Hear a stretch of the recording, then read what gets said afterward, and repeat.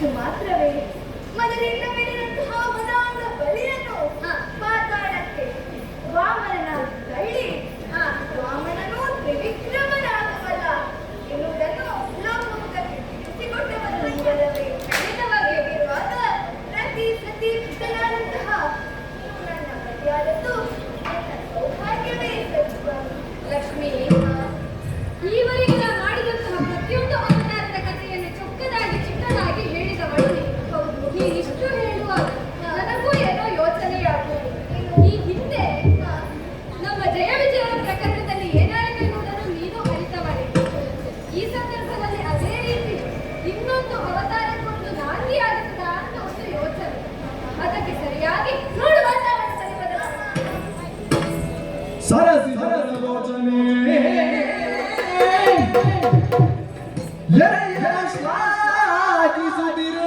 ಸಿರಿಯರ ಕರದೊಯ್ಯುವ ಸುದರ್ಶನ ಕೇಳುತ್ತಾ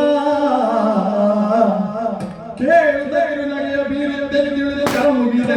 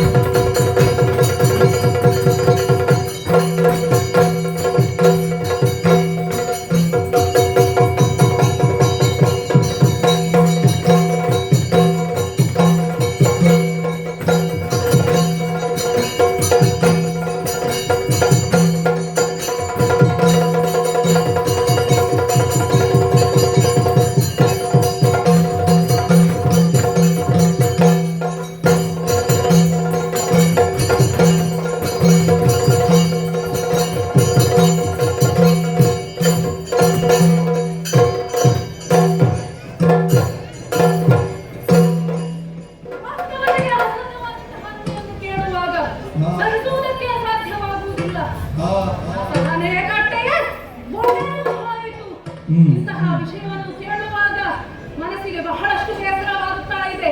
ಲಕ್ಷ್ಮೀದೇವಿ ಪರಿಮರಿಯಾಗಿ ತನ್ನ ಗಂಡನನ್ನು ಹೊಗಳುತ್ತಾ ಇದ್ದಾಳೆ. ವಾಸ್ತವ ಏನು ಅಂತ ಅವಳಿಗೆ ಗೊತ್ತಿಲ್ಲ. ಅದನ್ನು ತಿಳಿಯಪಡಿಸಬೇಕಾಗಿದೆ. ಅದಕ್ಕಾಗಿ ಬಂದವನು ನಾನು.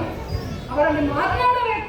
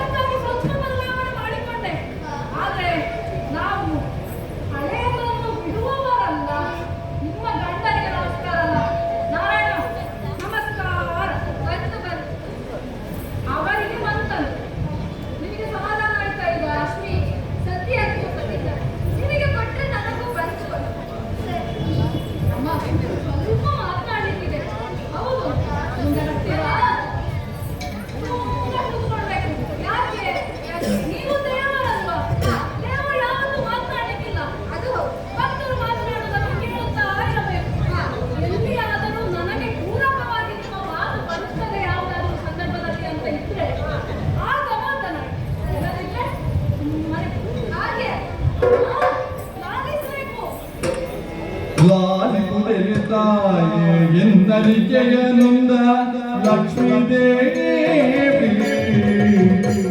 ಅಮ್ಮ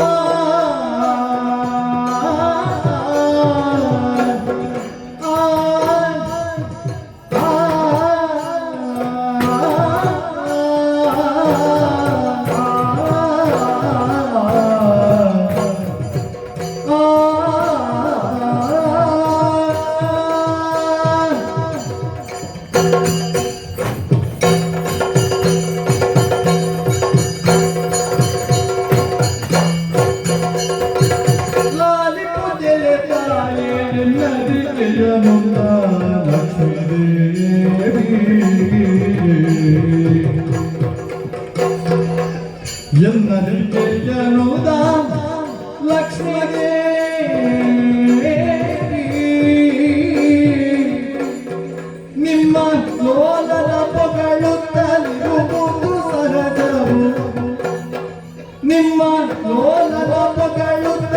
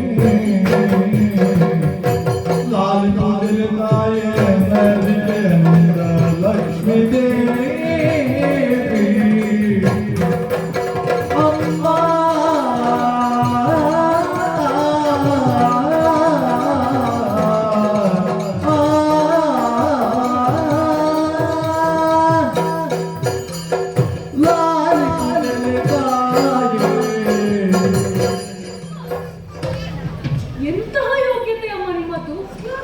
ಹೌದು, ಹೇಳಿಕೊಳ್ಳುವುದಕ್ಕೆ ಸಾಧ್ಯವಿಲ್ಲ. ಯಾರೇ ಆಗಲಿ, ಯಾವ ಮನೆಯಲ್ಲೇ ಆಗಲಿ, ನಿಮ್ಮ ಪೂಜೆಯನ್ನು ಮಾಡದೇ ಇರುವವರು ಇರ್ತಾರ ಹೇಳಿ ಅಮ್ಮ? ಇಲ್ಲ. ಪ್ರತಿಯೊಬ್ಬರು ಭಾಗ್ಯದ ಲಕ್ಷ್ಮೀ ಬಾರಮ್ಮ, ಭಾಗ್ಯಲಕ್ಷ್ಮೀ ಬಾರಮ್ಮ ಎಂಬುದಾಗಿ ಕೊಂಡಾಡುವವರೇ. ಯಾಕೆ? ನೀವು ಐಶ್ವರ್ಯದ ಅಧಿದೇವತೆ. ಅಷ್ಟು ಮಾತ್ರವಲ್ಲ, ನೀವು ಯಾರು?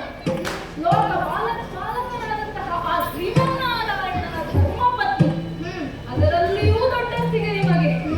ನಿಮ್ಮ ಗಂಡನನ್ನು ಪ್ರತಿಯೊಬ್ಬರು ಹೊಗಳುವವರೇ. ಹೊಗಳುವುದರಲ್ಲಿ ತಪ್ಪೇನಿದೆ? ನೀವು ಹೊಗಳಿದ್ದೀರಿ. ನಿಜ, ಗಂಡನನ್ನು ಹೆಂಡತಿ ಹೊಗಳುವುದು, ಹೆಂಡತಿಯನ್ನು ಗಂಡ ಹೊಗಳುವುದು. ಇದು ರೂಢಿಯಲ್ಲಿ ಇದ್ದದೆ. ಅದರಲ್ಲಿ ವಿಷಯ ಏನು? ಅಲ್ಲ, ಹೊಗಳಿದ್ದೆಲ್ಲ ಖುಷಿ ಆಯಿತು. ಆದ್ರೆ ಕೊನೆಯದಾಗಿ ಹೊಗಳುತ್ತಾ ನೀವು ಒಂದು ವಿಷಯವನ್ನು ಹೇಳಿದಿರಲ್ವೇ? ಯಾವುದು? ಆ ಘೋರದಾನವರು. ಘೋರದಾನವರೆಲ್ಲ ಬಬರಕ್ಕೆ ಬಂದರೆ, ಘೋರದಾನವರೆಲ್ಲ ಬಬರಕ್ಕೆ ಬಂದರೆ, ಬಬರಕ್ಕೆ ಬಂದರೆ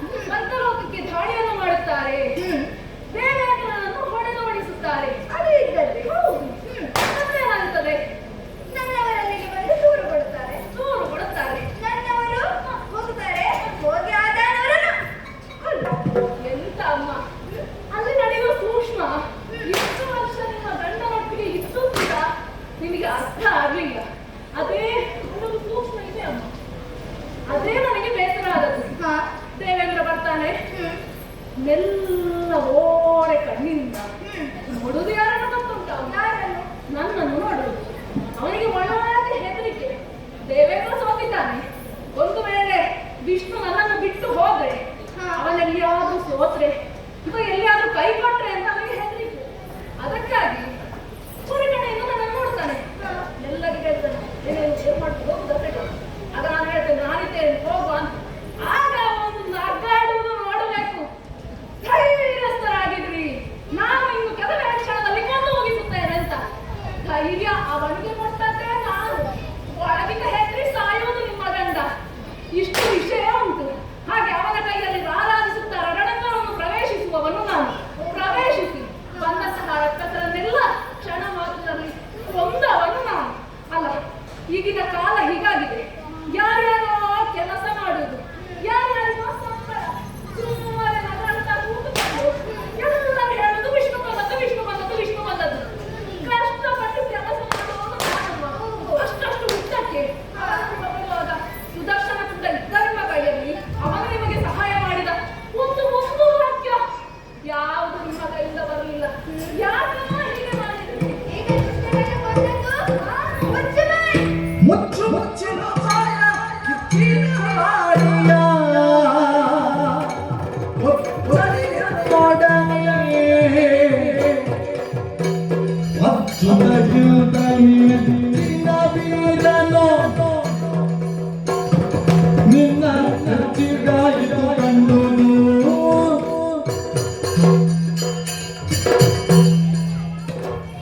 ರಕ್ಕಸರನ್ನು ಕೊಂದವನು ನಾನು. ಕೃಷ್ಣನನ್ನು ಕೊಂದದ್ದು ನೀನು. ಹೌದು. ಮುಚ್ಚಬಾಯಿ. ಅಲ್ಲ, ಲೋಕದಲ್ಲಿ ಒಂದು ಮಾತುಂಟು, ಅತಿಯಾದರೆ ಅಮೃತವೂ ವಿಷವಂತೆ. ಹಾಗಾಯಿತು ನಿನಗೆ ನಿನ್ನ ಕಥೆ. ನಿನಗೆ ಕೊಟ್ಟಂತಹ ಸಲಹೆ ಜಾಸ್ತಿ ಆಯಿತು. ಹಾ, ಕೃಷ್ಣನಿಗಿಂತ ಹೆಚ್ಚಿನವನಾದೆಯ. ನಾನು ಹೌದು, ವೀರ ಹೌದು. ಬಿದ್ದಿರಬೇಕಾಗುತ್ತೆ. ಮಾತಾಡ್ಬೇಕಲ್ಲ ಇದು. ಇದು ಎಂತ ಕಣ್ಣು ಇಷ್ಟಿಷ್ಟು ದೊಡ್ಡಾಗಿದೆ, ಕೆಂಪಾಗಿದೆ. ಇದು ಬಿಟ್ಟು ಬಂದದ್ದಾ? ಕಂಡುತ ನೋಡಿದರೆ ಕಂಡುತ ನೋಡಿದರೆ ಕಂಡುತ ನೋಡಿದರೆ ಕೇಳದ ಸಿಕ್ಕು ಕೇಳದ ಸಿಕ್ಕು ಸಿಕ್ಕು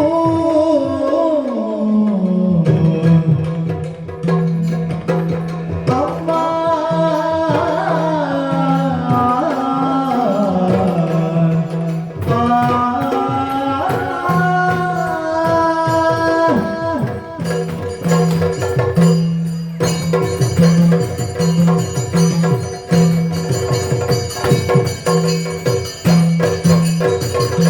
ಕಂಡುತ ನೋಡಿದರೆ ಕಂಡುತ ನೋಡಿದರೆ ಕಂಡುತ ನೋಡಿದರೆ ಕೆಂಡದ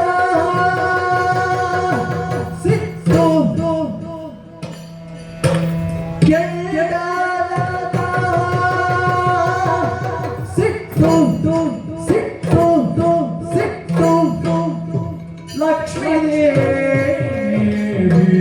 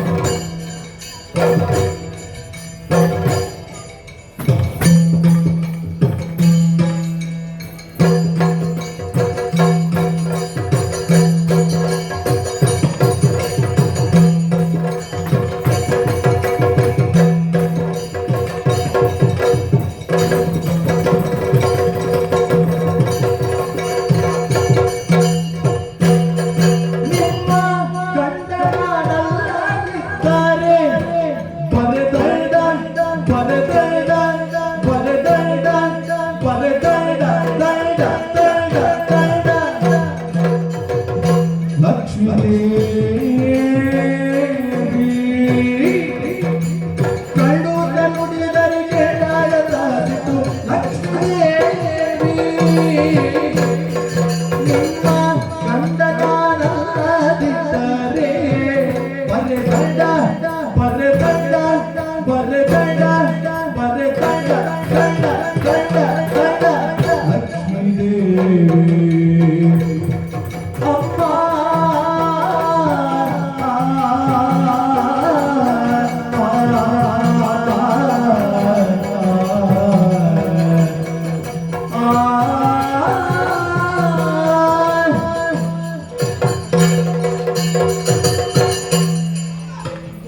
ಮುಖ ಸ್ವಲ್ಪ ತಿರುಗಿಸಿ ಈ ಬದಿಗೆ. ಯಪ್ಪ, ಕಣ್ಣು ನೋಡಬೇಕು. ಹೆಚ್ಚಿನ ಕೆಂಡಾಗಿದೆ. ಹೋಗ್ಬೋದಾ ಅಂತ ನಾನು ಈಗ. ಅಮ್ಮ, ಇದು ಬರ್ಲಿ ಅವ್ರು. ಇದು ಬರ್ಬೇಕನ್ನತ್ತೆ. ಮತ್ತೆ ಬರದೆ ಇದ್ದಿದ್ದಾ? ಅದು ನಿಮ್ಮ ಗಂಡನನ್ನು ನಾನು ಹೇಳಿದಾಗ ನಿಜವಾದ ಹೆಂಡತಿ ಅಂತ ಸಿಟ್ಟು ಬರ್ತದೆ. ಸ್ಪಷ್ಟ ಆಯ್ತು ನೀವು ನಿಜವಾದ ಹೆಂಡತಿ ಅಂತ. ಬರ್ಲಿ ಅಮ್ಮ, ಸಿಟ್ಟು ಬರ್ಲಿ. ಆದ್ರೆ ನಿಮಗೆ ಸಿಟ್ಟು ಬಂತು ಅಂತ ಹೇಳಿ ಸತ್ಯ ಸುಳ್ಳಾಗ್ತದ ಅಮ್ಮ? ಸತ್ಯ ಸುಳ್ಳಾಗುದಿಲ್ಲ. ಸತ್ಯ ಸತ್ಯವೇ ಅಮ್ಮ. ನೀವು ಎಷ್ಟು ಕಣ್ಣು ದೊಡ್ಡ ಮಾಡಿದ್ರು, ಮುಖ ದೊಡ್ಡ ಮಾಡಿದ್ರು, ನಾನು ಹೇಳುದು ಹೇಳು. ಏನು? ಲೋಕದಲ್ಲಿ ಒಂದು ಮಾತು.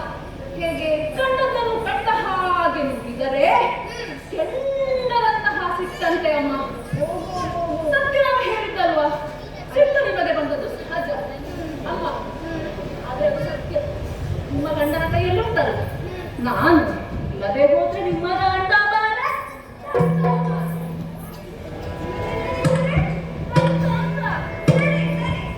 ಸರಿ ಸರಿ ರಮಣನು ಮತ್ಸ್ಯವರ ಕೂಟ ನರಸಿಂಹ ರೂಪವ ಭರಿಸಿದನವರನ್ನು ತನಿಪಾಗ ಬೇಳು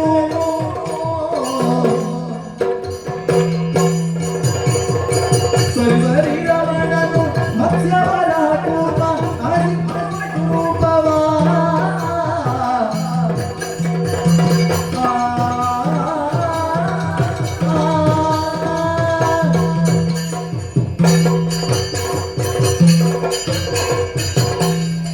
ಅಮ್ಮ, ಸರಿ ಸರಿ. ಆಯ್ತು, ಒಪ್ಪಿ ಆಯ್ತಾ ಈಗ? ಹಾಗೆ ಒಪ್ಪುವುದಕ್ಕೆ ಆಗುವುದಿಲ್ಲ. ಮತ್ತೆ ನಿನ್ನ ಮಾತಿನ ಪ್ರದರ್ಶನ ಸಾಕು. ನಾನು ಕೇಳಿದ ಪ್ರಶ್ನೆಗಳಿಗೆ ನಿದರ್ಶನ ನೀಡು. ನೀನು ಹಾಗೆಲ್ಲ ಹೇಳಿದ್ರೆ ನನಗೆ ಒಪ್ಪಿಕೊಳ್ಳುವುದಕ್ಕಾಗುವುದಿಲ್ಲ. ಹ. ನನಗೆ ಆಧಾರ ಸಹಿತ ಉತ್ತರ ಬೇಕು. ಪ್ರಶ್ನೆ ಉಂಟಾ ಅಮ್ಮ ಈಗ? ಪ್ರಶ್ನೆ ಉಂಟು. ಎಷ್ಟು ಪ್ರಶ್ನೆ ಉಂಟು? ಅದನ್ನು ಆಮೇಲೆ ನೋಡಿಕೊಳ್ಳುವ. ಹೇಗೆ ಉತ್ತರ ಕೊಡಬೇಕಾದದ್ದು ನಾನು? ನೀನು ಯಾವ ರೀತಿ ಅವತಾರವನ್ನು ತಳೆದಿದ್ದೆ ಆಗ ಆ ರೀತಿಯಾಗಿ ಉತ್ತರವನ್ನು ಕೊಡು. ನಿಮ್ಮ ಗಂಡ ಅವತಾರ ತಳೆದಾಗ ನಾನು ಎಲ್ಲಿದ್ದೆ ಅಂತ ಉತ್ತರ ಕೊಡಬೇಕಲ್ವಾ? ಹೌದು, ನಾನಾ ದಾನವರು ನಾನಾ ಬರಬಲಕ್ಕೆ ಅನುಸರಿಸಿ ಬಂದಾಗ ನನ್ನವರು ನಾನಾ ಅವತಾರವನ್ನು ತಳೆದಿದ್ದಾರೆ. ಹೌದು. ಮತ್ಸ್ಯ, ಕೂರ್ಮ, ವರಾಹ, ನರಸಿಂಹ, ವಾಮನ ಅವತಾರ. ಆ ಎಲ್ಲ ಅವತಾರಗಳಲ್ಲಿ ನೀನವರ ಜೊತೆಗಿದ್ದ ದಾಖಲೆಯನ್ನು ತೋರಿಸು. ಆಗ ಒಪ್ಪಿಸು. ಎಲ್ಲ ನನಗೆ ಗೊತ್ತುಂಟಮ್ಮ. ಮೊದಲನೆಯ ಪ್ರಶ್ನೆ ಯಾವುದು? ಮತ್ಸ್ಯನಾದಾಗ ಆ ಮತ್ಸ್ಯ ಅವತಾರದಲ್ಲಿ ಮತ್ಸ್ಯನ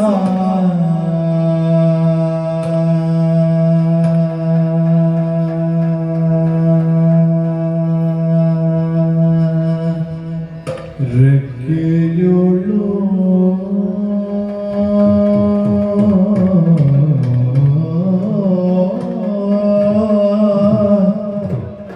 ಕೂರ್ಮನ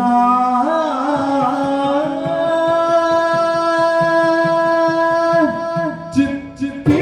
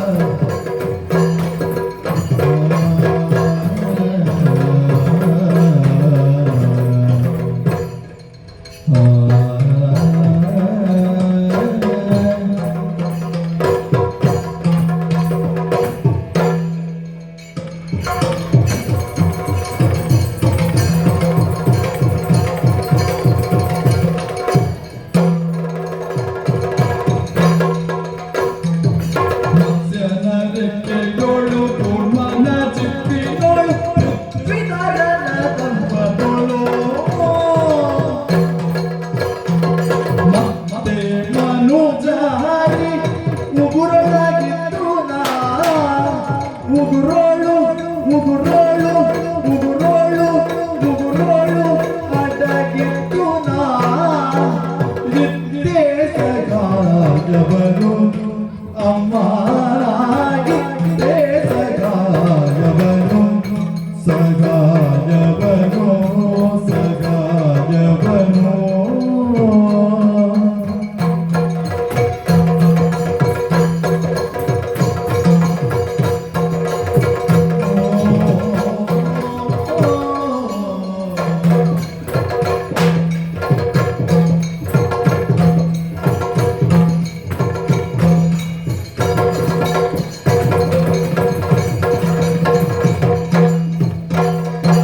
ಮತ್ತೆ ಮನುಜ ಹರಿಯುವುದೊಳಗಿದ್ದು ಸಗಾಯವರು ಮತ್ಸನ ರೆಕ್ಕೆಯೋಳು ರೆಕ್ಕೆಯೋಳು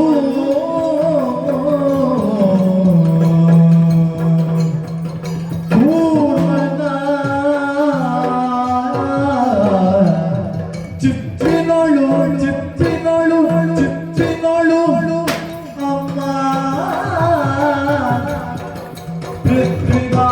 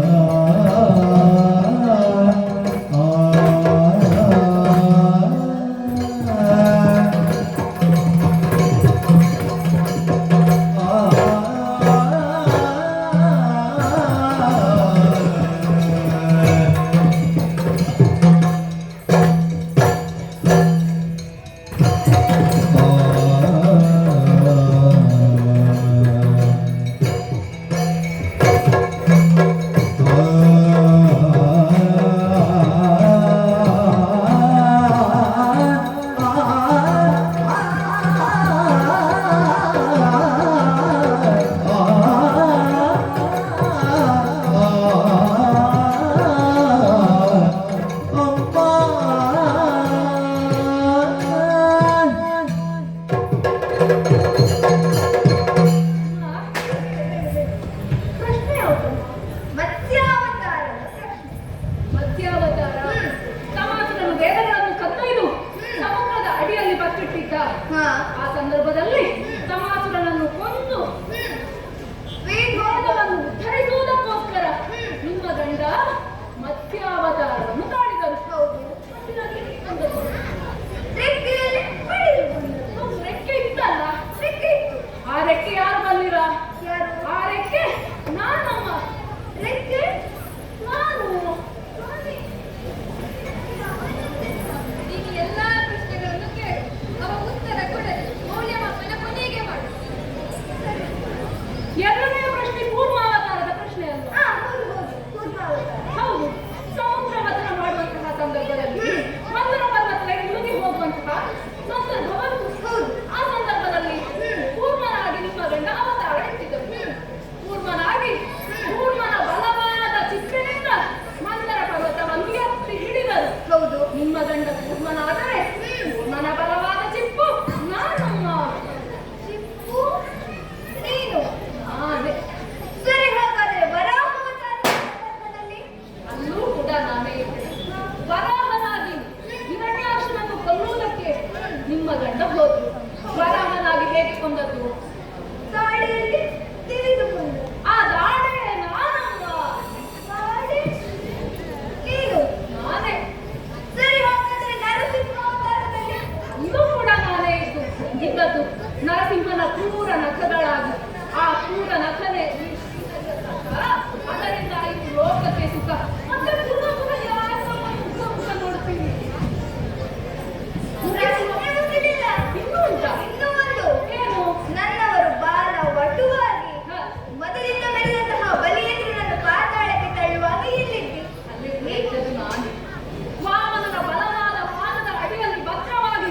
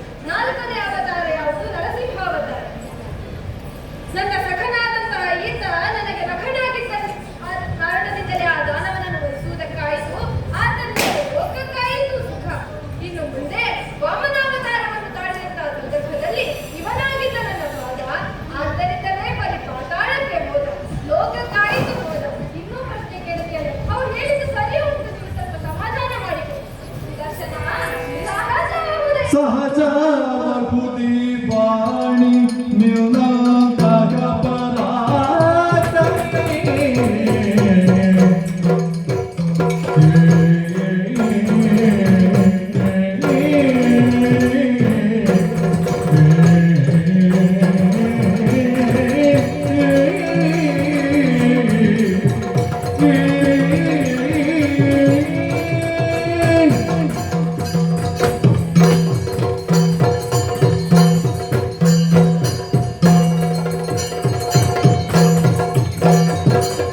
ಸಹಜ ಬಗುಲಿ ವಾಣಿ ನಿಲ್ದಾಗ ಪರಾಕ್ರಮಿ ಪರಾಕ್ರಮಿ ಪರಾಕ್ರಮಿ ಭುವನ ಮೂರರೊಳಗನೆ ಸುರ ಅಸುರರೊಳ್ ಪರಿಕಿದೆ ಬಹುದು ಬಹುಮತ ನಿನಗೆ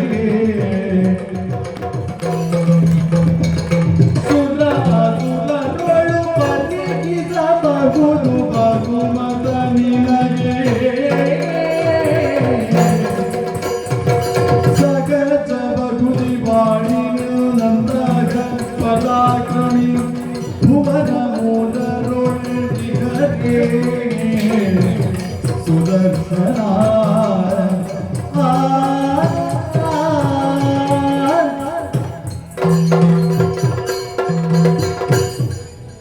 ಸುದರ್ಶನ, ಸಹಜವಾದ ಮಾತಾಯಿತು. ಯಾಕೆ ಹೇಳಿದ ಬಲ್ಲೆ? ಯಾಕೆ ನಿನ್ನ ಮಾತು ಸತ್ಯವೂ ಹೌದು. ಅದರ ಜೊತೆಯಲ್ಲಿ ಯಾವಾತನು ಪ್ರತಿದಿನವೂ ತನ್ನ ಕರ್ಮವನ್ನು ಮಾಡ್ತಾನೋ ಆ ಕರ್ಮಕ್ಕೆ ತಕ್ಕದಾದ ಫಲ ಸಿಗಲಿಲ್ಲ, ತಾನು ಮಾಡಿದ ಕೆಲಸಕ್ಕೆ ಸರಿಯಾಗಿ ಪ್ರಚಾರ ಸಿಗಲಿಲ್ಲ ಅಂತ ಆದಾಗ ಬೇಸರಗೊಳ್ಳುವುದು ಸಹಜವೇ. ಆ ಸಹಜತೆಯಿಂದಲೇ ಹುಟ್ಟಿದ ಮಾತು ನಿನ್ನದು. ಆದ್ದರಿಂದಲೇ ಸಹಜ ಹೂದಿ ವಾಣಿ ಎಂಬುದಾಗಿ ಹೇಳುತ್ತಾ ಇದ್ದೇನೆ.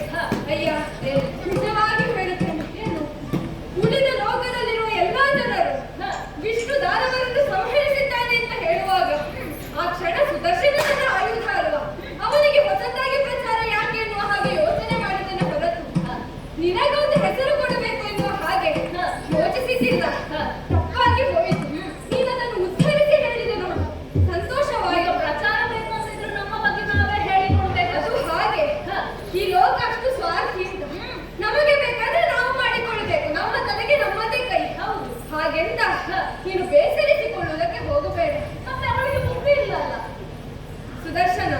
ನಾನು ಈ ರೀತಿಯಾಗಿ ಮಾತಾಡಿದೆ ಅದರಿಂದ ದೇವರಿಗೆ ಬೇಸರ ಆಗಿರ್ಬೋದು ಎಂಬುದಾಗಿ ಭಾವಿಸಬೇಡ. ನನ್ನ ಬೇಸರ ಆಗಲಿಲ್ಲ. ನನ್ನ ನರವನ್ನು ಯಾವಾದರೆ ನಾನು ಬಿಟ್ಟಾಗಿದೆ. ಹೋಗಲಿ ಬಿಡು. ಇಷ್ಟು ಸಮಯ ನಿನಗೆ ಯಾವುದೇ ರೀತಿಯಾದ ಒಂದು ಮನ್ನಣೆಯನ್ನು ಕೊಡುವುದಕ್ಕೆ ಸಾಧ್ಯವಾಗಲಿಲ್ಲ. ಇಂದಿನ ದಿನ ನೀನಾಗಿ ಆ ತಪ್ಪನ್ನು ಗುರುತಿಸಿ ಹೇಳಿದ್ದೀಯ. ಸಹಜವಾಯಿತು. ನೋಡು, ಈ ಕ್ಷಣ ನಾನು ನನ್ನ ತಪ್ಪನ್ನು ಸುಧಾರಿಸಿಕೊಳ್ಳುವವನಿದ್ದೇನೆ. ಈ ಜಗತ್ತಿನಲ್ಲಿ 3 ಲೋಕಗಳಲ್ಲಿ ಸುರ ನರ ಉರಗ ಕಿನ್ನರ ಕಿಂಪುರುಷ ಗಂಧರ್ವ ಯಕ್ಷರು ಯಾರೇ ಇರಲಿ, ಅವರೆಲ್ಲರನ್ನೂ ನೋಡಿದರೆ ಅತ್ಯಂತ ಸಾಹಸಿಗ ಯಾರು, ಅತ್ಯಂತ ಪರಾಕ್ರಮ ಯಾರು ಎನ್ನುವ ಹಾಗೆ ಪ್ರಶ್ನಿಸಿದ್ರೆ ಸುದರ್ಶನ ಎನ್ನುವುದೇ ಸರಿ. ಆದ್ದರಿಂದ ಸುದರ್ಶನ, ಅವಳ ಮಾತಿಗೆ ಬೇಸರ ಮಾಡಿಕೊಳ್ಳಬೇಡ. ನಾನು ಹೇಳ್ತಾ ಇದ್ದೇನೆ, ನೀನು ಶ್ರೇಷ್ಠ, ನೀನೇ ಶ್ರೇಷ್ಠ, ನೀನೇ ಶ್ರೇಷ್ಠ. ಆಯ್ತಲ್ಲ, ಲಕ್ಷ್ಮೀ ದೇವಿಗೆ ಈಗ ಗೊತ್ತಾಗಿರಬಹುದು. ಇನ್ನು ನನಗೆ ಇಲ್ಲಿ ಯಾರು ಕೆಲಸ? ಮತ್ತೆ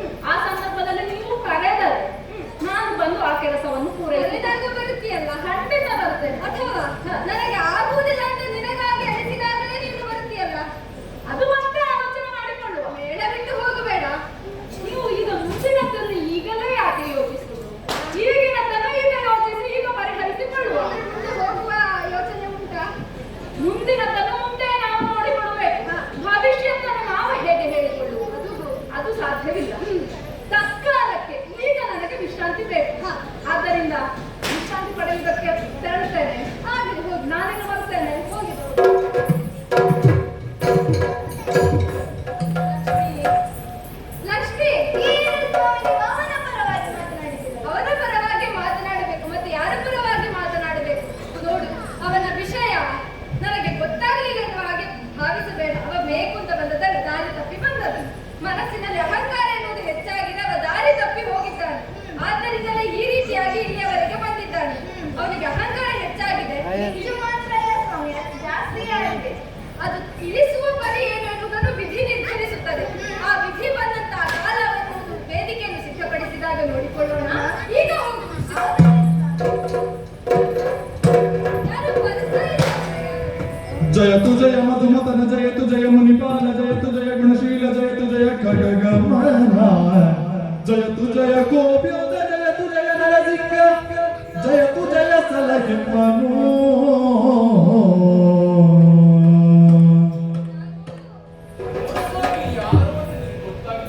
ದೇವೇಂದ್ರ, ಉಪನಯನ ಹೀಗಾಗಿ ಬಂದಿದೆ. ಆನನವು ಕಾದೆಗುದು ನಿನಗವೇನು ಆನಿಗಳೊದಗಿದೆ ನಿಧಾನಿಸದೆನು ತಿಳಿಯಲು ಸ್ವೀಕರಿಸು ನುಡಿದನು ಪವನಿಗ ಅರಳೆಯೇನ ಚರಿದು ಸುಧಪತಿ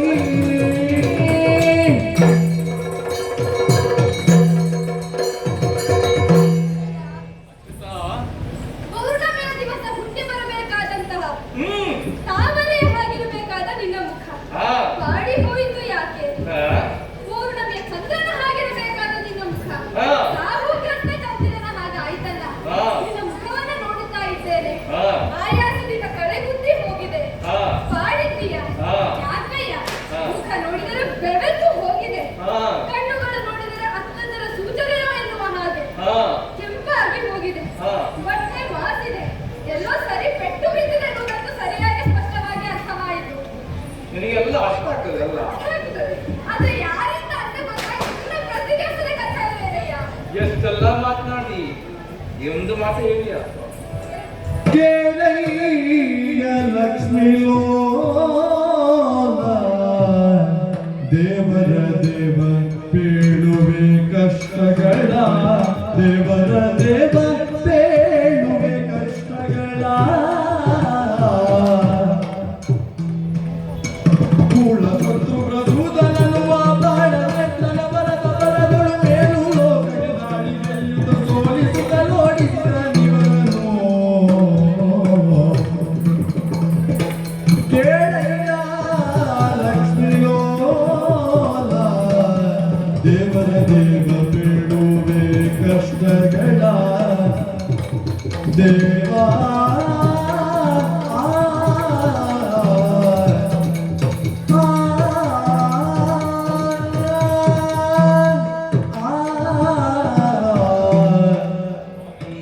ದೇವೇಂದ್ರ, ಮತ್ತೊಮ್ಮೆ ನಿನ್ನ ಪಾದಾರವಿಂದಲೇ ನಮಸ್ಕರಿಸಿಕೊಳ್ತಾ ಇದ್ದೇನೆ. ಎದ್ದೇಳು ಪುರಂದರ, ಎದ್ದೇಳು.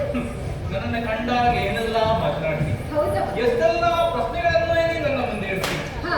ನಿನಗೇನೋ ಮಾತನಾಡಿಗೆ ಚಂದ ಬರ್ತದೆ. ಅದು ನಮ್ಮಂತವ್ರು ನೋಡುವಾಗ ಇನ್ನೂ ಜಾಸ್ತಿ ಮಾತನಾಡ್ತೀವಿ ಏನು. ಯಾಕಂದ್ರೆ ನಿನ್ನ ಸಾಮರ್ಥ್ಯ ಅಷ್ಟಿದೆಯಪ್ಪ. ಆದ್ರೆ ಸ್ವಾಮಿ, ನನ್ನ ಕಷ್ಟ ಏನು ಅಂತ ನಾನು ಹೇಳಿ ಎಲ್ಲ ಕಾಲಕ್ಕೂ ಬಂದು ಆಡುವಂತ ಮಾತನ್ನೇ ಇಂದು ಆಡ್ಬೇಕಾಗ್ತದೆ. ಹಾ. ನೀನೇ ನನಗೆ ಅಧಿಕಾರ ಕೊಟ್ಟವ. ಹೌದು. ಸ್ವರ್ಗದಲ್ಲಿ ಅಲ್ಲಿ ಬೇಕಾದ ರೀತಿಯಲ್ಲಿ ನೀನು ಪ್ರಜೆಗಳನ್ನು ಮತ್ತು ವಲಯಗಳಂತಹ ವಸ್ತುಗಳನ್ನು ಕಾಪಾಡುವಲ್ಲಿ ಹಾ. ನಿನ್ನ ಜವಾಬ್ದಾರಿ ಎಂದು ನನ್ನ ತಲೆಗೆ ದೊಡ್ಡ ಒಂದು ಕಿರೀಟ ಇಟ್ಟಿದ್ದಾರೆ. ತ್ರಿಲೋಕಾಧ್ಯಕ್ಷ ಪದವಿಯನ್ನು ಕೊಟ್ಟಿದ್ದೇನೆ. ಈ ಕಿರೀಟ ಇಷ್ಟು ಭಾರ ಅಂತ ನನಗೆ ಗೊತ್ತಾದ ಈಗ ತಾನೆ. ಹಾ. ಏನೇನೋ ಹೇಳಿ ಸ್ವಾಮಿ, ಕಿರೀಟ ಹೊತ್ತವರಿಗೆ ಕಿರುಕುಳ ತಪ್ಪಿದ್ದಲ್ಲ ಅಂತ ನೀನೇ ಹೇಳ್ತೀನಿ. ಹಾ. ಆದ್ರೆ ಇಂಥ ಒಂದು ಕಿರುಕುಳ ನನ್ನ ಪಾರಿ ಆಗಾಗ ಆಗಾಗ ಬರ್ತದೆ ಅಂತ ಹೇಳಿದ್ರೆ ಹಾ. ನನ್ನ ಕಾಪಾಡ್ಲಿಕ್ಕೆ ನಿನ್ನದೆಲ್ಲರಿಗೆ ಯಾರು? ಈಗ ಯಾರಿಂದಲೋ ತೊಂದರೆಯಾಗಿದೆ, ದುಷ್ಟರ ಧಾಳಿಯಾಗಿದೆ ಎಂಬುದು ಅರ್ಥ ಆಯಿತು. ನಿನಗೆ ಗೊತ್ತು ತಾನೆ ಹಾ. ಅದು ಯಾರು ಅಂತ ನೀವು ಹೇಳ್ಬೇಕಿದ್ರೆ ಯಾರು? ಚತುರ್ಪ್ರಸೂದನಂತೆ. ಹಾ. ಅವನು ಎಷ್ಟು ಪರಾಕ್ರಮಿ ಅಂತ ನನಗೆ ಗೊತ್ತಾ? ಹಾ. ಛೆ, ನಮ್ಮವರೆಲ್ಲರೂ ಸದೆ ಪಡೆಯುತ್ತಾ ಹಾ. ಕೊನೆಯದಾಗಿ ನನ್ನದಾಗಿ ಬಂದು ನಿಂತ ಹಾ. ನಿಂತು ಹೇಳಿದಂತ ಮಾತಾದರೂ ಏನು? ಹಿರಿಯ ತಾಯಿಯ ಮಕ್ಕಳು ನಾವು, ನಮಗೂ ನ್ಯಾಯವಾಗಿ ದೊರಕಬೇಕಾದಂತ ಸ್ವರ್ಗಲೋಕ ಅನ್ಯಾಯವಾಗಿ ನೀವು ಪಡೆಯುತ್ತಾ ಇದ್ದೀರಿ. ಸಾಧುವಾಗಿ ನೀವು ಕೊಟ್ಟರೆ ರೇಟು, ಇಲ್ಲದಿದ್ದರೆ ಕಡಗದಿಂದ ಕಡಿತೇನೆ ಅಂತ. ಹಾ. ಇಷ್ಟು ಹೇಳಿ ನಾವು ಸುಮ್ಮನೆ ಇರ್ಲಿಲ್ಲ. ಯುದ್ಧ ಮಾಡಬೇಕು, ನಿನ್ನ ಕರ್ತವ್ಯ ಅದು. ನಿನ್ನ ಹೊಣೆ, ಹಾ. ನನ್ನ ಹೊಣೆ ಹಾ. ಅಲ್ವೇ? ಆಗಿರುವಾಗ ಯುದ್ಧ ಮಾಡಿ ಮಾಡಿ ಮಾಡಿ ಎಷ್ಟು ಮಾಡಿದ್ರು ಸಹ ಅವನೇ ನಮಗೆ ಜಯ ಅಂತ ಪ್ರಾಪ್ತಿ ಆಗಲಿಲ್ಲ. ಹಾ. ಕೊನೆಯ ಕಾಲಕ್ಕೆ ಅಲ್ಲಿಂದ ಓಡಿ ಬಂದು ನಿನ್ನ ಕಾಲ ಬುಡದಲ್ಲಿ ಇಷ್ಟ ಇದ್ದೇನೆ. ನಮ್ಮನ್ನು ರಕ್ಷಣೆ ಮಾಡುವಂತ ಹೊಣೆಗಾರ ನಿನ್ನಲ್ಲಿದ್ದು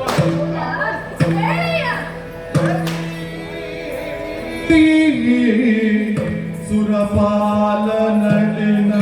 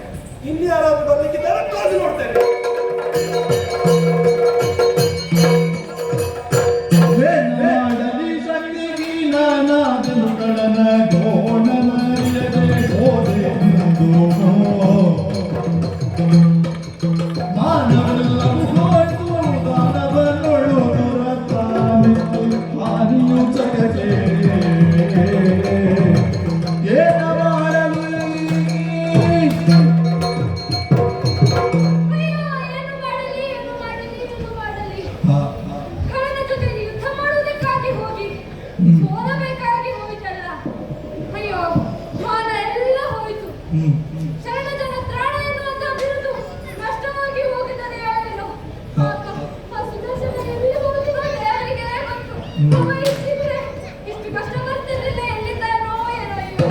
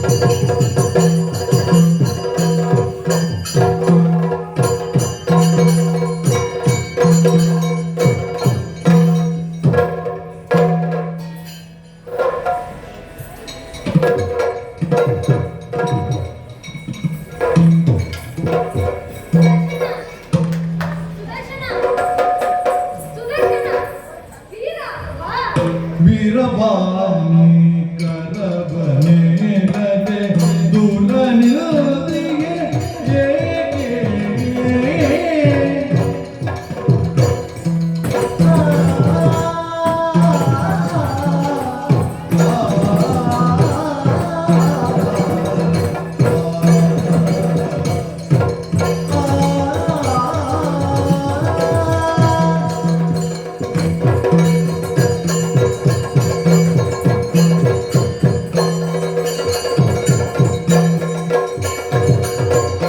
ವೀರವಾಣಿ ಕರಬನೇರದೆ ದುಲನಿಲ್ದಿಗೆ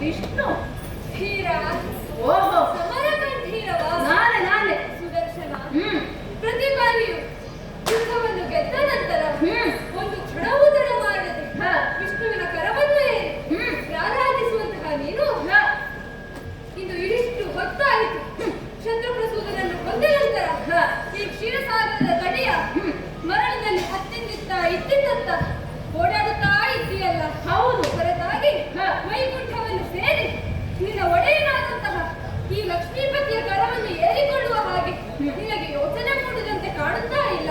ಖಂಡಿತವಾಗಿರಲಿಲ್ಲ. ನಿನ್ನ ಹೊರತಾಗಿ ಕರ ಖಾಲಿ ಇದೆ. ಇದಕ್ಕೆ ಅಲಂಕಾರ ಎನಿಸಿಕೊಂಡವನು ನೀನು ಇಷ್ಟು ದೂರದಲ್ಲಿ ನಿಂತು ಮುಖವನ್ನು ತಿರುಗಿಸಿದ್ದೀಯಲ್ಲ ಯಾಕಯ್ಯ? ನನ್ನದೇನಾದರೂ ಅಪರಾಧವಾಯಿತು ಅಥವಾ ನನ್ನ ನಡೆ ನಿನಗೆ ಸಿಟ್ಟು ತರಿಸಿದ? ಏನಾದರೂ ನನ್ನಲ್ಲಿ ದೋಷವಿದೆಯೇ? ಯಾಕೆ ಈ ರೀತಿಯಾಗಿ ನನ್ನಲ್ಲಿ ಮುಗಿಸಿಕೊಂಡಿದ್ದೀಯಾ? ಏನಾಯಿತಯ್ಯ? ಏನಯ್ಯ? ಆಲದೆಲೆಯುಳು ಮಲಗೆ ತೇರುವ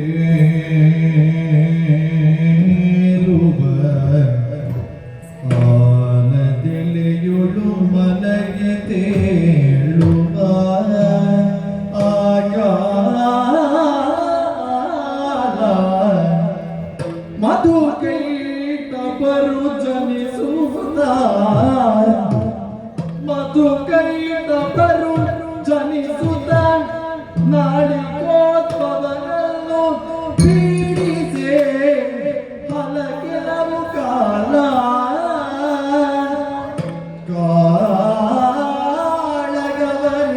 ಕಾಳಗವನಿಸಗುತ್ತಲವರಲ್ಲಿ ಸೋಲು ಸೋಲು ನಿರ್ಣಯ ಪಾದಗಡಸಲು ಮೇಲೆ ಎಲ್ಲನು ಕಡುಗೆ ನಾನವರ ಪರಿತಿಗೆನು ಆಲದೆಲೆಗಳು ಮಲಗಿ ತೇಳುವ ಕಾಲ ಮಧು ಕೈಟವರು ಜನಿಸುತ್ತ ನಾಳಿ ಲೋಕವನನ್ನು ಪೀಡಿಸೆಗಳ ಕೆಲವು ಕಾಲ ಕಾಳ ಗಮನಿಸಗುತ್ತಲವರಲ್ಲಿ ಸೋಲು ನಿರ್ಣಯ ಪಾದಗಡಸಲು ಮೇಲೆ ಎಲ್ಲನು ಕಳುಗೆ ನಾನವರ ತರಿದಿಗೆನು ಶ್ರೀಹರಿ ಮಾತವ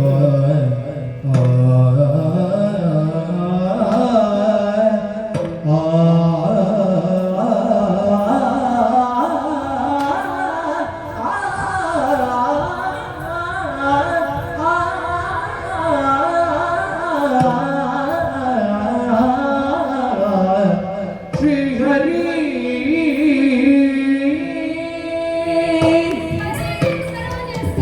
ಹರಿ, ಈ ಬೆಳಗ ಕಾಲದಲ್ಲಿ ಆಲನೆಯಲ್ಲಿ ನೀನು ಮಲಗಿ ನಿದ್ರಿಸುತ್ತಿದ್ದಂತಹ ಸಂದರ್ಭದಲ್ಲಿ ನಿನ್ನ ಕಿವಿಯಿಂದ ಹುಟ್ಟಿಕೊಂಡವರು ಮಧುಕೈಟವರು ಹಸುವಿನಿಂದ ಕಂಗೆಟ್ಟಂತಹ ಅವರು ಬ್ರಹ್ಮದೇವನನ್ನು ಪೀಡಿಸತೊಡಗಿದರು. ಅದೆಲ್ಲ ಹಳೆ ಕಥೆ ಇದೆ. ಯಾಕೆ? ಅವನನ್ನು ರಕ್ಷಿಸುವುದಕ್ಕೋಸ್ಕರವಾಗಿ ನೀನು ಹೋರಾಡಿದೆ. ಪಂಚಸಹಸ್ರಗಳ ಕಾಲ ನಿನಗೆ ಜಯ ಸಿಕ್ಕಿದ್ದೆ ಇಲ್ಲ. ಆ ಸಂದರ್ಭದಲ್ಲಿ ಆದಿಮಾಯ ಬಂದು ನನ್ನನ್ನು ನಿನ್ನ ಕೈಗಿಟ್ಟರು. ಅಂದಿನಿಂದ ಇಂದಿನವರೆಗೆ ಬಂದಂತಹ ಪ್ರತಿಯೊಬ್ಬ ರಕ್ಕಸರನ್ನು ಕೊಲ್ಲುವಂತಹ ಸಂದರ್ಭದಲ್ಲಿ ನಿನ್ನ ಕೈಯಲ್ಲಿ ಆರಾಧಿಸುತ್ತಿದ್ದವನು ಈ ಸುದರ್ಶನ. ಮೊದಲು ಆರಾಧಿಸುತ್ತಿದ್ದ ಈಗಲೂ ಕೈಯಲ್ಲಿ ಅಂತ ಕರೆಯುತ್ತಾ ಇದ್ದೆ. ಆಗುವುದಿಲ್ಲ. ನನಗೆ ಸಿಗಬೇಕಾದಂತಹ ಮನ್ನಣೆ ನಿನ್ನಿಂದ ನನಗೆ ಸಿಗಲಿಲ್ಲ. ಇನ್ನು ಮುಂದೆ ನಿನ್ನ ಕೈಯನ್ನು ಏರುವಂತಹ ಪ್ರಶ್ನೆಯೇ ಇಲ್ಲ. ನೀನು ಕನಿಷ್ಠ, ನಾನು ಗರಿಷ್ಠ. ಕನಿಷ್ಠನಾದಂತಹ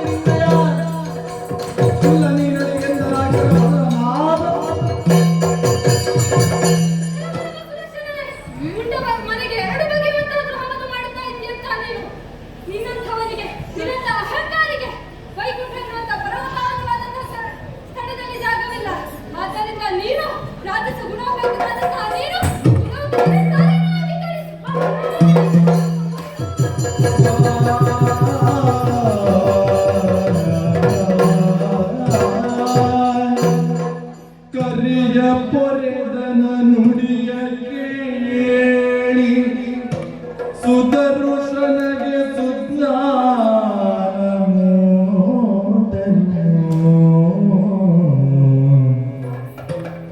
ಸುದರ್ಶನಗೆ ಸುಜ್ಞಾನ ಮೂಡಲು ಕರವ ಜೋಡಿಸಿ ಚರಣಕ್ಕೆ ರಘುತ್ತಾ ನುತಿಸಿದನು ಘರಿಯ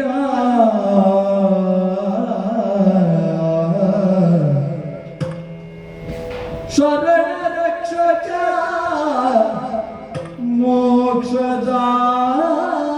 ಮೋಕ್ಷದಾಯಕ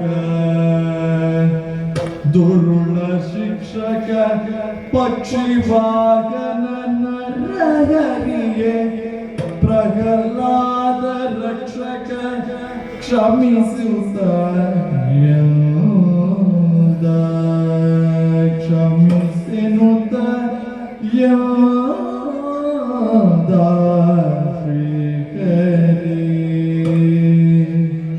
ಮಲ್ಲಿಸಿನ ಪರಾಧವ ಮಾಧವ ಸುಪ್ರಸನ್ನ ಮೂರ್ತಿ ಕೇಶವ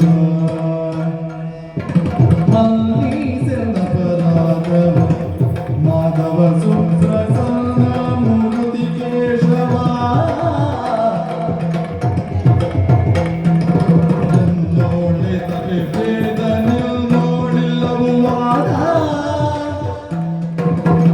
ನೋಡಿದಕ್ಕೆ ವೇದನ ನೋಡಿಲ್ಲವು ವಾದ ನಂಬಿದೆ ಪಾದ ಇನ್ನೊಂದು ಕೋಮೋದ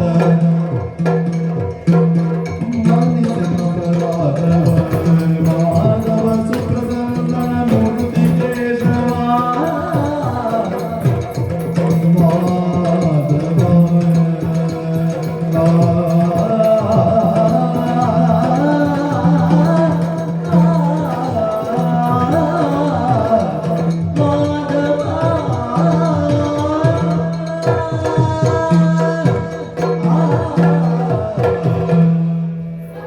ಜಯ ಜಯ ಜಯ ಜಯ ಜಯ ಎಂಬುದಾಗಿ ಸ್ತುತಿಸುತ್ತಾ ಇದ್ದೇನೆ ತಂದೆ.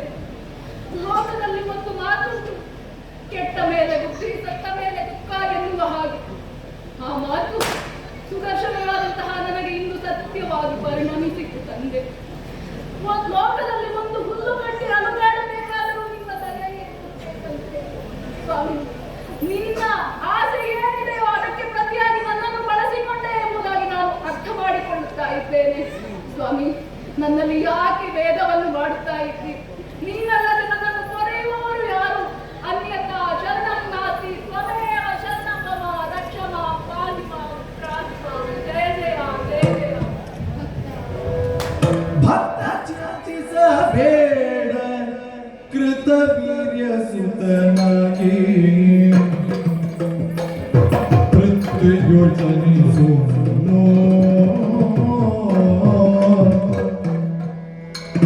ಕೃತವೀರ್ಯ ಸುತನಾಗಿ ಪೃಥ್ವಿಯೋಜನಿಸು ಅತ್ರಿಜನಾಗಿ ಸಮಸ್ತ ವಿದ್ಯೆಯ ಬೋಧಿಸುತ್ತ ಎನಿಸುವೆನು ಭಕ್ತ ಚಿಂತಿಸಬೇಡ.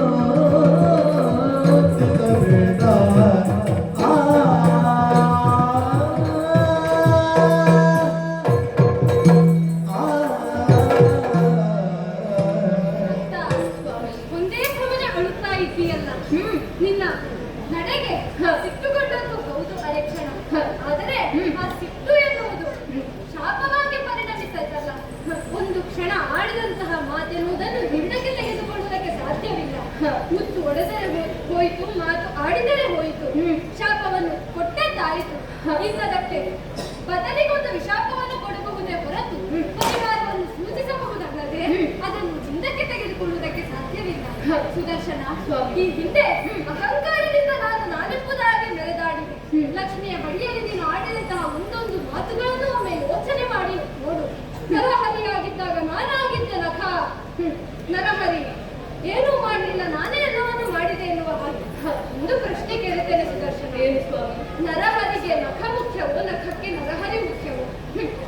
ನರಹರಿಗೆ ನಖ ಇಲ್ಲದೆ ಇದ್ದು ನರಹರಿ ನರಹರಿಯೇ ಹಾಗೆಂದು ನರಹರಿಯಿಂದ ಬೇರ್ಪಟ್ಟ ನಖಕ್ಕೆ ಏನಾದರೂ ಮೌಲ್ಯವಿದೆ? ಅಸ್ತಿತ್ವವೇ ಇಲ್ಲ ಸ್ವಾಮಿ. ಮತ್ಸ್ಯನಾದ ಮತ್ಸ್ಯಕ್ಕೊಂದು ರೆಕ್ಕೆ ಬೇಕು. ರೆಕ್ಕೆ ಇಲ್ಲದ ಮತ್ಸ್ಯ ಎಲ್ಲಾದರೂ ಬದುಕಬಹುದು, ಬಲ ಇರುವುದಿಲ್ಲ. ಹೌದು, ಮತ್ಸ್ಯ ಬದುಕಬಹುದು.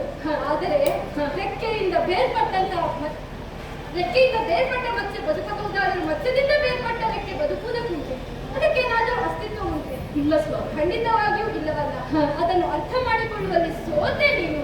ಅಹಂಕಾರಿಯಾಗಿ ಮೆರೆದಾಡಿದೆ. ಹಿಂದೆ ಯೋಚನೆ ಮಾಡಿದಿತ್ತು. ಜಯ ವಿಜಯರ ಪ್ರಕರಣದಲ್ಲಿ ಏನಾಯಿತು? ವೈಕುಂಠದಲ್ಲಿ ಅಹಂಕಾರವನ್ನು ತೋರಿಸುತ್ತಿದ್ದರ ಪರಿಣಾಮ ಅವರು ಭೂಮಿಗಿಳಿಯಬೇಕಾಯಿತು, 3 ಜನ್ಮವನ್ನೆತ್ತಬೇಕಾಯಿತು. ಆ ರೀತಿಯಾಗಿ ನಾನು ಒಂದಷ್ಟು ಅವತಾರಗಳನ್ನು ಎತ್ತುವುದಕ್ಕೆ ಬದ್ಧನಾಗಬೇಕಾಯಿತು. ಈ ಕ್ಷಣ ನಿನಗೆ ಶಾಪವನ್ನು ಕೊಟ್ಟಿದ್ದೇನೆ. ಇದೆಲ್ಲ ಯಾಕೆ ಎನ್ನುವ ಹಾಗೆ ಯೋಚನೆ ಮಾಡಿ ನೋಡಿದೆ ಅಂತಾದ್ರೆ, ನೀನು ಹೋದ ಮೇಲೆ ನಾನು ಅಲ್ಲಿ ಹೋಗಬೇಕಲ್ಲ ಸುದರ್ಶನ. ನೀನು ನನ್ನ ಕರದಲ್ಲಿ ಹೇಗೆ ಇರಬೇಕು? ಅದು ನಿನಗೆ ಭೂಷಣ ಹೌದು, ನನಗೂ ಭೂಷಣ ಹೌದು ತಾನೆ. ನನ್ನ ಭೂಷಣವನ್ನು ಬಿಟ್ಟು, ನನ್ನ ಭಕ್ತನನ್ನು ಬಿಟ್ಟು ನಾನಿರುವುದಕ್ಕುಂಟೆ. ನೀನು ಹೋದ ಮೇಲೆ ನಿನ್ನ ಹಿಂದೆ ನಾನು ಬರಬೇಕು ತಾನೆ. ಹೋದಂತಹ ನೀನು ಕೃತವೀರ್ಯನಿಗೆ ಮಗನಾಗಿ ಹುಟ್ಟುತ್ತಿ. ಕಾರ್ತವೀರ್ಯ ಎನ್ನುವಂತಹ ನಾಮಧೇಯದಿಂದ ಮೆರೆದಾಡುತ್ತಿ. ಸುದರ್ಶನ ಸ್ವಾಮಿ, ಅಹಂಕಾರವನ್ನು ಭೂಮಿಗೆ ಕಳಿಸುವುದಕ್ಕೆ ಮಾಧ್ಯಮ ನೀನು ಅಷ್ಟೇ. ಇಲ್ಲಿ ರಾಜಸ ಗುಣ ಅಲ್ಲ, ಇಲ್ಲಿ ಸತ್ವಗುಣ ಇರಬೇಕು. ಕರ್ಮಭೂಮಿಯಾದಂತಹ ಭೂಲೋಕದಲ್ಲಿ ಕ್ಷತ್ರಿಯನಿಗೆ ಮಗನಾಗಿ ಹುಟ್ಟಿ ರಾಜಸ ಗುಣವನ್ನೇ ಮೈವೆತ್ತುಕೊಂಡು ನೀನು ಬದುಕುತ್ತಿ. ಇಂದು ಅಹಂಕಾರದಿಂದ ನಾನು ನಾನು ನಾನು ಎಂಬುದಾಗಿ ಭುಜವನ್ನು ಗುಡಿಸಿಕೊಂಡದ್ದರ ಪರಿಣಾಮ ಹುಟ್ಟುವಂತ ಕಾಲಕ್ಕೆ ನಿನಗೆ ಭುಜಗಳೇ ಇರುವುದಿಲ್ಲ. ಮಧ್ಯದಲ್ಲಿ ಅತೃಸುತನಾಗಿ ಜನಿಸಿ ಬರುವಂತಹ ದತ್ತಾತ್ರೇಯನಾದ ನನ್ನನ್ನು ಭಜಿಸಿ ನನ್ನನ್ನು ಗುರುಭಾವದಿಂದ ಕಂಡು ನನ್ನ ಸೇವೆಯನ್ನು ಮಾಡುವ ಪರಿಣಾಮವಾಗಿ ನಿನಗೆ ನಾನು ಸಹಸ್ರ ಬಾಹುಗಳನ್ನು ಅನುಗ್ರಹಿಸುವವನಿದ್ದೇನೆ. ಇಲ್ಲಿ ನೀನು ಸಹಸ್ರಾರ ಚಕ್ರ, ಅಲ್ಲಿ ಸಹಸ್ರ ಬಾಹು ಎನಿಸಿಕೊಂಡು ಕಾರ್ತ್ಯವೀರ್ಯಾರ್ಜುನ ಎನ್ನುವ ಹಾಗೆ ಮೆರೆದಾಡುವುದಕ್ಕೆ ಇದ್ದೀಯ. ನಿನ್ನ ಕಥೆಯನ್ನು ನಾನು ಇನ್ನೂ ಹೇಳುತ್ತೇನೆ, ಕೇಳು. ಯಾವಾಗ ಅಹಂಕಾರವನ್ನು ಮೈವೆತ್ತುಕೊಂಡು ಬ್ರಾಹ್ಮಣರಿಗೆ ಕೆಟ್ಟದನ್ನು ಬಗೆಯುತ್ತಾ ಮುಂದುವರಿಯುತ್ತೀಯೋ ಆಗ ನಾನೇ ಬಂದು ನಿನ್ನನ್ನು ಮರಳಿ ಕರೆದುಕೊಳ್ಳುವವನಿದ್ದೇನೆ. ಇನ್ನೊಂದು ಈಗ ಬೇಸರಿಸಿಕೊಳ್ಳಬೇಡ, ನಿನ್ನ ಮಹಿಮೆಯನ್ನು ಹೇಳುತ್ತೇನೆ, ಕೇಳು. ಏನು? ಮುಂದೆ ಕಾರ್ತವೀರ್ಯಾರ್ಜುನ ಎನ್ನುವ ಹಾಗೆ ಮೆರೆದಾಡುತ್ತಾ ಇರ್ತೀಯಲ್ಲ, ಮುಂದಿನ ದಿನಗಳಲ್ಲಿ ಯಾವುದೇ ತಾಯಿಯಾಗಲಿ ತನ್ನ ಮಗು ರಾತ್ರಿಯಲ್ಲಿ ಎಚ್ಚರವಾಗಿ ಅಳುವುದಕ್ಕೆ ಪ್ರಾರಂಭಿಸಿತು ಎಂದಾದರೆ ಮಗು ಕಾರ್ತವೀರ್ಯಾರ್ಜುನನನ್ನು ನೆನಪಿಸಿಕೊಂಡಿಲ್ಲ, ಭಯ ದೂರವಾಗುತ್ತದೆ ಎನ್ನುವ ಹಾಗೆ ಹೇಳುವ ಕಾಲ ಬರುತ್ತದೆ. ಯಾವ ಕಾರ್ತವೀರ್ಯಾರ್ಜುನನನ್ನು ನೆನೆಸಿಕೊಂಡರೆ ತಾವು ಕಳೆದುಕೊಂಡದ್ದು ತಮ್ಮಿಂದ ದೂರ ಹೋದದನ್ನು ಮರಳಿ ಪಡೆಯಬಹುದು ಎನ್ನುವಂತಹ ನಂಬಿಕೆ ತಲೆದೂರುತ್ತದೆ. ಅಂತ ಮಹಿಮಾನ್ವಿತನಾಗುತ್ತೀನಿ. ಒಂದು ಮಾತು ಹೇಳುತ್ತೇನೆ, ಏನು ಸ್ವಾಮಿ? ಅಹಂಕಾರಿಯಾಗಿ ಮೆರೆದಾಡಬೇಡ. ಅಲ್ಲಿಯವರೆಗೆ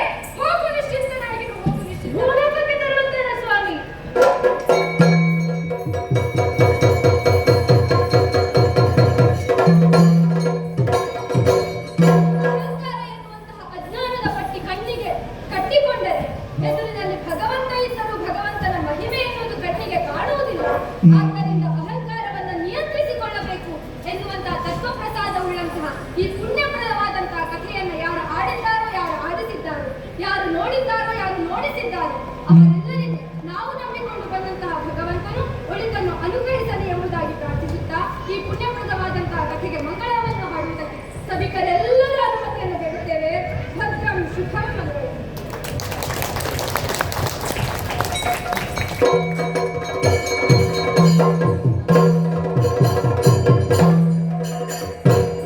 पतित पावनी दुर्गा परमेश्वरी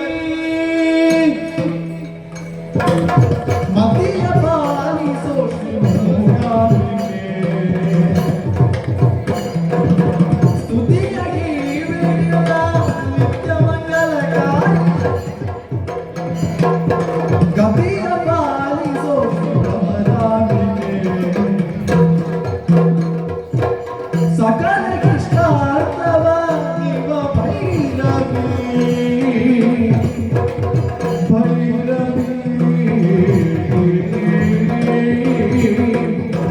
भक्त संतति गोलिवानंद भैरवी भक्त संतति गोलिवानंद भैरवी शारदे पादसो सामान्यರೆಲ್ಲರ ಸಾಮದಿ ಪುರಿಯೋ ಸಾಮಾನ್ಯ ಭಕ್ತರ ಸಾಮದಿ ಪುರಿಯೋ ಶೃಂಗಾರವಾಗಿ ರವಿ ಮಂಗಲಾರತಿ ನಿತ್ಯ ಮಧ್ಯಮಾವತಿಗೆ ಶಂಕರಿ ಸರ್ವೇಶ್ವರಿ ಶುಭಯಂಕರಿ ದುರಿತ ನಿವಾರಣಿ ಶಾಂತರಿಗೆ